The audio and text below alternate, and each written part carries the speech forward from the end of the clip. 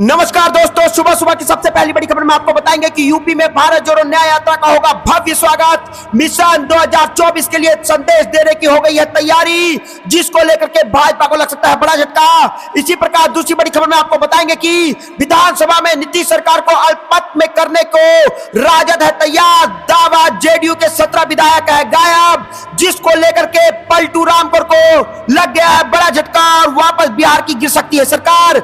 इसी प्रकार तीसरी बड़ी खबर में आपको बताएंगे कि राकेश टिकैत का सरकार पर वार, कहा हर बार बजट में किसानों के साथ किया जाता है छलावा।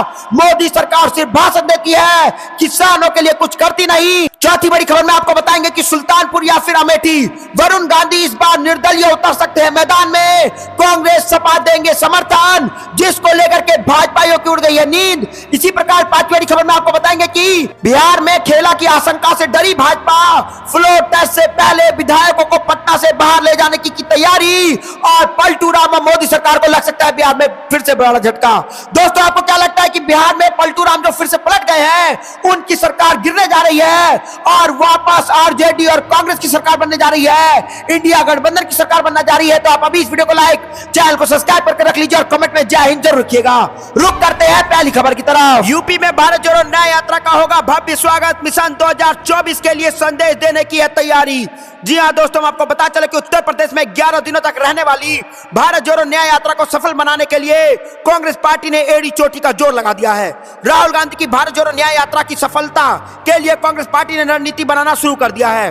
14 फरवरी को उत्तर प्रदेश में चंदौली में प्रवेश करने वाली यह यात्रा चंदौली से शुरू होकर बनारसी, मिर्जापुर होते हुए आगे रायबरेली, अमेठी होते हुए लखनऊ के रास्ते आगे बढ़ेगी। राहुल गांधी की यह भारत जोड़ो न्याय यात्रा उत्तर प्रदेश में 20 जिलों से होते हुए 25 लोकसभा क्षेत्र से होते हुए आगे बढ़ेगी। इस यात्रा में उत्तर प्रदेश कांग्रेस के प्रभारी अविनाश पांडे ने अलग अलग बैठक कर जिलेवार और लोकसभा प्रभारी कार्यकर्ताओं को अधिक से अधिक संख्या में जोड़ने और लोगों को यात्रा से जोड़ने के लिए रणनीति बनाई है।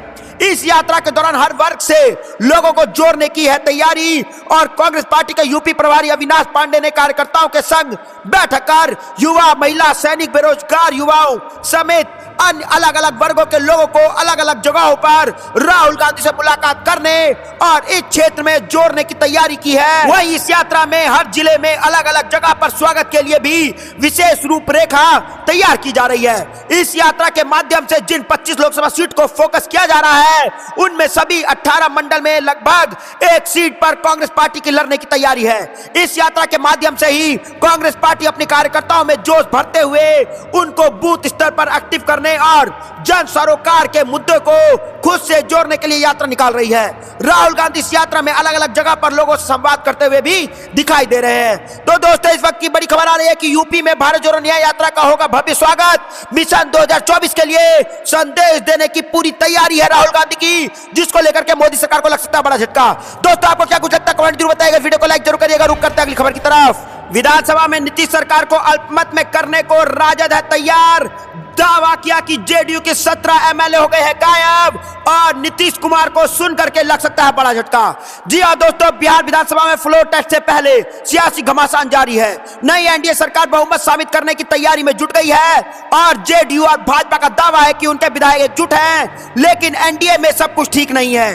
और वहीं पूर्व मुख्यमंत्री लालू प्रसाद यादव की पार्टी का दावा है कि मुख्यमंत्री नीतीश कुमार की पार्टी जनता दल यूनाइटेड के 17 विधायक लापता हैं। हालांकि जेडीयू का भी दावा है कि हमें तोड़ने की ताकत किसी में नहीं, लेकिन भाजपा ने तो अपने सभी विधायकों को पटना में ही रखने का निर्देश दिया है। उधर कांग्रेस के 17 विधायक अभी भी हैदराबाद में ही है। तो दोस्तों, यहाँ पर बिहार से बड़ी खबर आ रही है कि जहाँ पे जेडीयू कह रही है कि हमारे विधायक को कोई नहीं तोड़ सकता, वहीं पर आरजेडी साफ साफ कह रही है, लालू प्रसाद यादव कह रहे हैं कि आरजेडी जो है वो फ्लोर टेस्ट पास नहीं करने देगी और पलटू राम नीतीश कुमार को फ्लोर टेस्ट करने में मुसीबत होगी और उनके जो 17 विधायक है वो लापता है।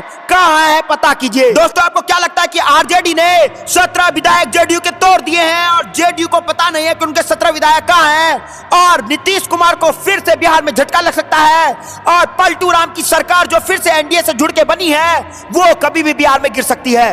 दोस्तों, आपको क्या लगता है बिहार में किसकी सरकार बननी चाहिए और किसको सीएम होना चाहिए? कमेंट में जरूर बताइएगा। इस वीडियो को लाइक जरूर करिएगा। रुक करते हैं अगली खबर की तरफ। राकेश टिकैत का सरकार परिवार कहा हर बार बजट में किसानों के साथ किया जाता है छलावा। जी हां दोस्तों, हम आपको बता चले कि भारतीय किसान यूनियन के राष्ट्र प्रवक्ता राकेश टिकैत को जेवर क्षेत्र के गांव मेहंदीपुर में आयोजित पंचायत में पहुंचे। पंचायत में उन्होंने कहा कि हर बार बजट में किसानों के साथ छल किया जा रहा है। सरकार किसानों को एमएसपी नहीं दे रही है। अब किसान के मुद्दे पर 16 फरवरी को देश भर में चक्का जाम और 14 मार्च को दिल्ली कूच का ऐलान किया गया है। वहीं संगठन के पश्चिमी उत्तर प्रदेश अध्यक्ष पवन खटाना ने कहा गौतम बुद्ध नगर में एयरपोर्ट बनाया जा रहा है, गांव का विस्थापन हो रहा है, लेकिन किसानों को उनके घर और घर के बराबर जमीन नहीं दी जा रही है। भूमि अधिग्रहण बिल में पिछले काफी समय से बदलाव नहीं किया गया है।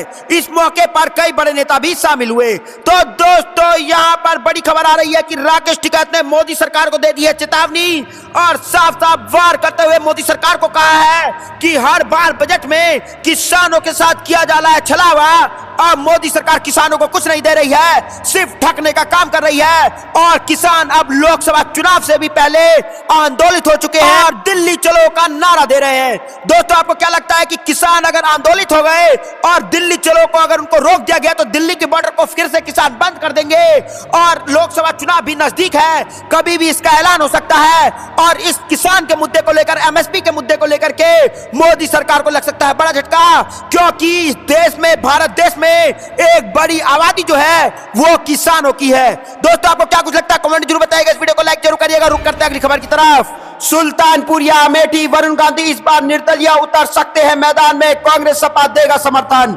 जी हां दोस्तों, हम आपको बता चले अपनी सरकार पर हमलावर रहे पीलीभीत से भाजपा सांसद वरुण गांधी को पार्टी टिकट देगी या नहीं, या फिर वह इस बार का चुनाव कहां से लड़ेंगे, इसको लेकर के अटकलों का बाजार गर्म है। इस बीच सूत्रों के हवाले से खबर आ रही है कि वरुण गांधी निर्दलीय चुनाव लड़ सकते हैं। अगर ऐसा होता है तो उन्हें कांग्रेस और समाजवादी पार्टी दोनों का ही समर्थन भी मिल सकता है।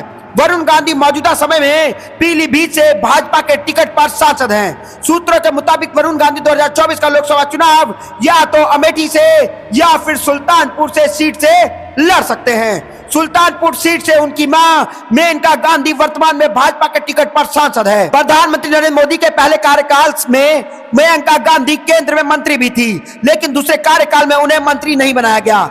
इसके बाद से ही मेनका और वरुण गांधी पार्टी के कार्यक्रमों से भी दूर की नजर आए।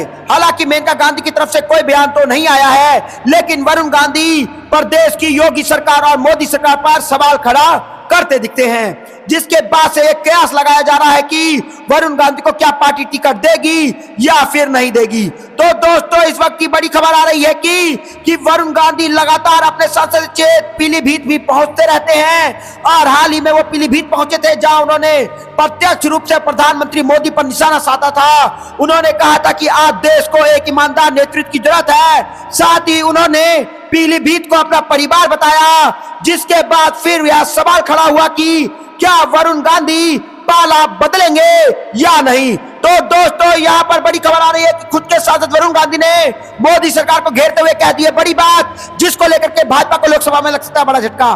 दोस्तों, आपको क्या कुछ लगता है कमेंट जरूर बताइएगा। इस वीडियो को लाइक जरूर करिएगा। रुक करते हैं अगली खबर की तरफ। बिहार में खेला की आशंका से डरी मोदी सरकार, फ्लोर टेस्ट से पहले विधायकों को पटना में से बाहर ले जाने की तैयारी। जी हां दोस्तों, हम आपको बता चले कि बिहार में बनी नई सरकार के फ्लोर टेस्ट में पहले खेला की आशंका ने भाजपा को बेचैन कर दिया है। लिहाजा मोदी सरकार ने अपने सारे विधायकों को एक साथ पटना से बाहर रखने की तैयारी कर ली है। 10-12 फरवरी को भाजपा के सारे विधायक बोध गया में रहेंगे। उन्हें फ्लोर टेस्ट से ठीक पहले एक साथ पटना लाया जाएगा। भाजपा की ओर से यह जानकारी आई है कि पार्टी ने 10 और 11 फरवरी को पार्टी के विधायकों के प्रशिक्षण शिविर का आयोजन किया है। यह प्रशिक्षण शिविर बोध गया में आयोजित होगा। इसमें तमाम विधायक मौजूद रहेंगे, जिन्हें पार्टी के पदाधिकारी प्रशिक्षण देंगे। बता दें कि भाजपा ने पहले से ऐसा कोई कार्यक्रम तय नहीं किया था। बुधवार की रात भाजपा के बड़े नेता की बैठक हुई, जिसमें फ्लोर टेस्ट से पहले सारे विधायकों को एक साथ रखने का फैसला लिया गया है। इसके लिए प्रशिक्षण शिविर की प्लानिंग की गई है। यह भी तय किया गया है कि पटना से अगर शिविर लगाया गया तो विधायकों को इधर उधर भटकने का खतरा होगा। लिहाजा शिविर को पटना से बाहर लाया जाएगा, जिसके लिए बोध गया का चयन किया गया है। तो दोस्तों यहां पर फ्लोर टेस्ट से पहले भाजपा पलटू राम नीतीश कुमार की सरकार की उड़ चुकी है नींद और बिहार में खेला की आशंका से डरी भाजपा फ्लोर टेस्ट से पहले विधायकों को पटना से बाहर ले जाने की हुई तैयारी शुरू। दोस्तों आपको क्या लगता है कि फ्लोर टेस्ट में बाहर पलटू राम नीतीश कुमार जो है वो फ्लोर टेस्ट पास नहीं कर पाएंगे और बिहार में सरकार फिर से गिर जाएगी? हाँ या ना कमेंट जरूर बताइएगा। वीडियो को लाइक जरूर करिएगा। रुक करता अगली खबर की तरफ। अर्थव्यवस्था पर केंद्र ने श्वेत पत्र नहीं सफेद झूठ पेश किया, प्रधानमंत्री मोदी की सरकार पर बरसी कांग्रेस। जी हां दोस्तों, आपको बता चलें कि संसद के बजट सत्र में मोदी सरकार ने अपनी अर्थव्यवस्था नीति, राजस्व और राजकोष की स्थिति स्पष्ट करने के लिए श्वेत पत्र पेश किया।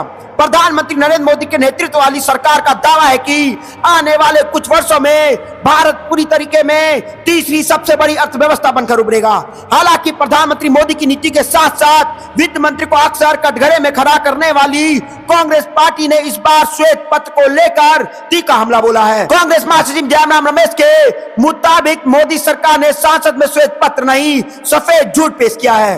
उन्होंने कहा कि पीएम मोदी की आर्थिक नीति के कारण देश की अर्थव्यवस्था रसातल में चली गई है। जयराम रमेश ने पूर्वोत्तर भारत की स्थिति पर सवाल किया और कहा सरकार को बेरोजगारी, नोटबंदी, सीमावर्ती इलाकों में तनाव और मणिपुर में हुए हिंसा पर दस्तावेज पेश करना चाहिए।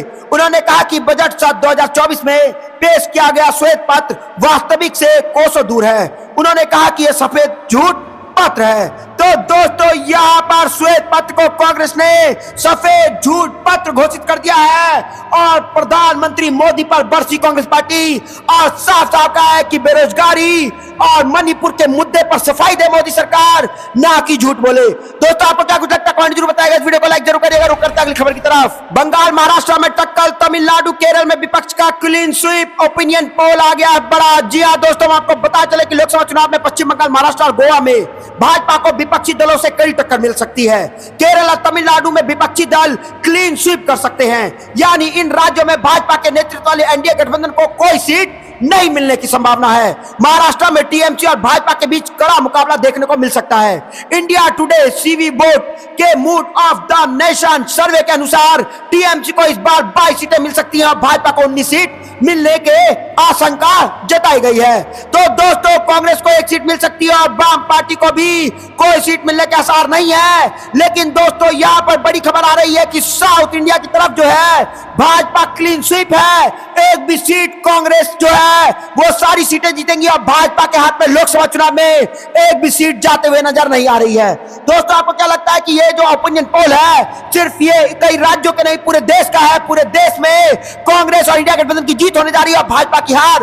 आपको जो भी कुछ लगता है कमेंट जरूर बताइएगा। इस वीडियो को लाइक जरूर करिएगा। रुक करते हैं अगली खबर की तरफ। कर्ज के बोझ में डूब रही मोहन सरकार, फिर लिया इतने करोड़ का लोन। जी हाँ दोस्तों, आपको बता चले कि मध्य प्रदेश की मोहन सरकार कर्ज के दलदल में दबती जा रही है।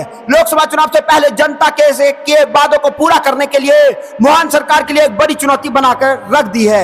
यही वजह है कि मोहन सरकार को एक बार फिर कर्जा लेना पड़ गया है। यह कल 1500 करोड़ रुपए के सरकार ने 16 और 17 सालों की अवधि के लिए लिया है। सूत्रों के मुताबिक इस वित्त वर्ष के खत्म होने के पहले सरकार 31 मार्च तक अपनी बाजार से 8000 करोड़ तक का कर्ज उठाने की तैयारी कर रही है। तो दोस्तों यहाँ पर बड़ी खबर आ रही है कि मध्य प्रदेश में भाजपा को लग गया है बड़ा झटका, क्योंकि भाजपा चुनाव से पहले वादे तो कर देती है, उसको पूरा नहीं कर पाती है।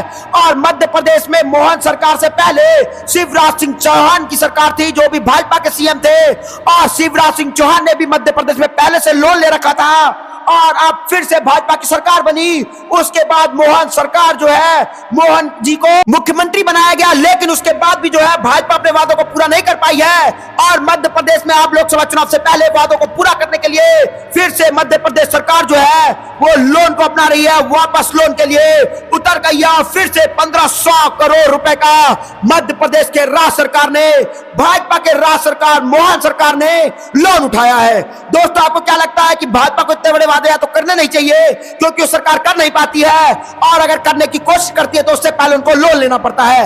आपको क्या कुछ लगता है दोस्तों कमेंट जरूर बताइएगा। इस वीडियो को लाइक जरूर करिएगा। रुक करते हैं अगली खबर की तरफ। 13 फरवरी से पहले मोदी सरकार दे मांगों पर जवाब, नहीं तो दिल्ली कूच के लिए किसान कर रहे हैं तैयारी। जी हां दोस्तों, आपको पता चले कि अपनी मांगों को लेकर किसान संगठन एक बार फिर दिल्ली की ओर कूच करने की तैयारी में है। दिल्ली एनसीआर में फिर से 12 और 13 फरवरी को लोग मुश्किलों का सामना करना पड़ सकता है। दरअसल हरियाणा और पंजाब के किसान संगठन ने दिल्ली चलो का नारा दिया है।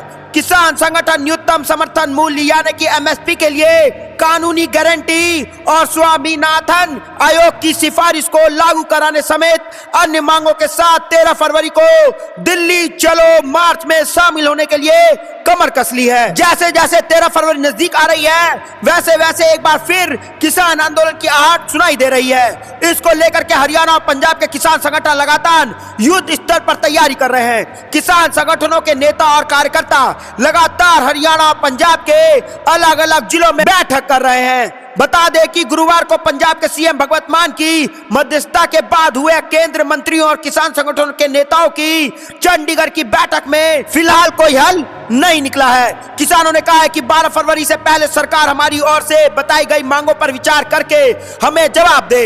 उन्होंने कहा कि अभी 13 फरवरी से शुरू होने वाले दिल्ली कूच और किसान आंदोलन की रणनीति जस की तस बनी रहेगी और किसान 13 फरवरी को दिल्ली की ओर कूच करने की तैयारी पहले से कर रहे हैं और अभी भी करेंगे। मोदी सरकार को 13 फरवरी से पहले जवाब देना होगा, नहीं तो दिल्ली की ओर हर हाल में कूच कर दिया जाएगा और किसान फिर से आंदोलन पर बैठ सकते हैं। दोस्तों, 13 फरवरी से पहले मोदी सरकार मांगों पर अपना जवाब दे, नहीं तो दिल्ली कूच के लिए किसान कर रहे हैं तैयारी और 13 फरवरी के बाद मोदी सरकार की उड़ जाएगी नींद। दोस्तों, आपको क्या कुछ लगता है कमेंट जरूर बताइएगा। इस वीडियो को लाइक जरूर करिएगा। रुक करते हैं अगली खबर की तरफ। वाराणसी में प्रधानमंत्री मोदी के खिलाफ सपा इस चेहरे पर खेल सकती है बड़ा दांव, अखिलेश यादव ने कर दिया बड़ा इशारा। जी हां दोस्तों, हम आपको बता चलें कि लोकसभा क्षेत्र वाराणसी से सांसद और प्रधानमंत्री नरेंद्र मोदी के खिलाफ आई इंडिया गठबंधन के प्रत्याशी पूर्व मंत्री और सपा नेता सुरेंद्र पटेल होंगे। समाजवादी पार्टी के अध्यक्ष अखिलेश यादव ने गुरुवार को इशारों में इसकी पुष्टि कर दी है।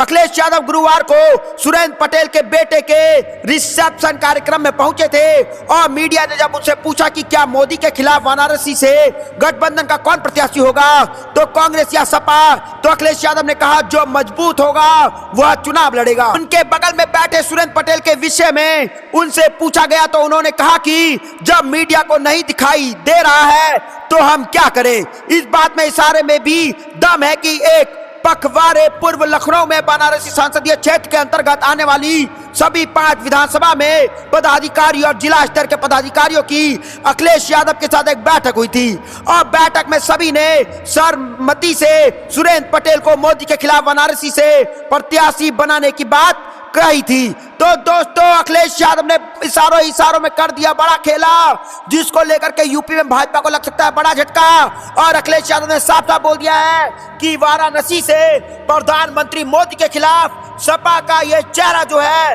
वो खेल सकता है बड़ा दाव और अखिलेश यादव के इस बड़े इशारे ने भाजपा में मचा दिया हड़कंप और यूपी लोकसभा चुनाव में हो सकता है बड़ा खेला। दोस्तों, आपको क्या लगता है कि लोकसभा चुनाव 2024 में इंडिया गठबंधन की होने जा रही है बड़ी जीत और मोदी सरकार को लग सकता है बड़ा झटका। और दोस्तों, आप भी इंडिया गठबंधन और राहुल गांधी के भारत जोड़ो न्याय यात्रा के साथ खड़े हैं, तो आप अभी इस वीडियो को लाइक, चैनल को सब्सक्राइब करके रख लीजिए और दोस्तों कमेंट में जय हिंद जरूर लिखिएगा। जय हिंद, जय भारत।